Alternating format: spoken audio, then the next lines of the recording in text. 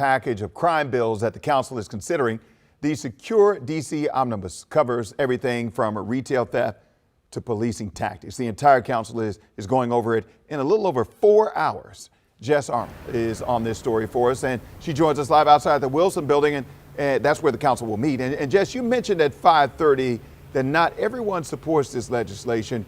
Where does the actual pushback come from?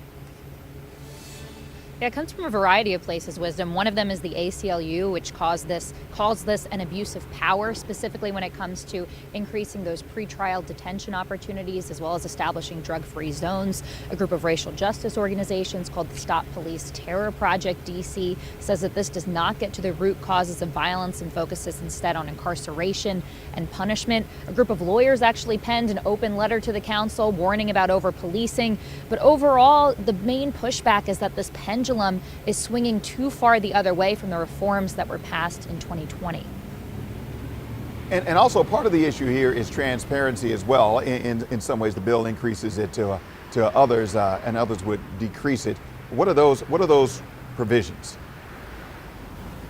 Right. So the one that would expand that transparency has to do with the Office of Unified Communications, which we've reported on issues there for years. We're talking about the 911 call center. They would have to share their data and metrics on how well that call center is doing, as well as making some updates to the 311 system. And when it comes to reducing transparency, and this is one of the concerns from some of those groups that I mentioned, that has to do with policing. The Office of Police Complaints would not be able to release the names of officers who are under investigation. And also one of the programs we want to talk about here is one that the mayor started at the end of the year, the 211 warm line.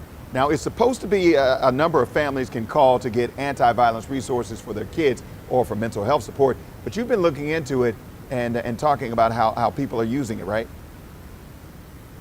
Right, because we always talk about all these initiatives that are launched, but we don't always follow up and get to hear about how well they're working. So I've been in contact with DC to get some data on how many people have actually used it, what specifically they're calling about. And I interviewed one of the organizations that they actually connect folks with through that 211 warm line. So here's what their executive director had to say about it.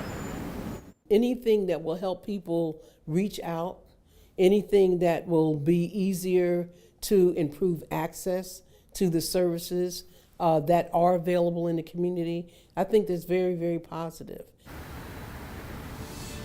And you're going to hear more from her tomorrow about the specific services that her organization provides, as well as I'm going to share that data that I received from DC on how many people have called the 211 warm line, as well as what their goals are for it and what people are calling to get resources about. Now, when it comes to the omnibus bill, that hearing starts here as well as online at 11 a.m. In DC, Jess Arnold, WUSA 9. All right, Jess Arnold reporting. Thank you.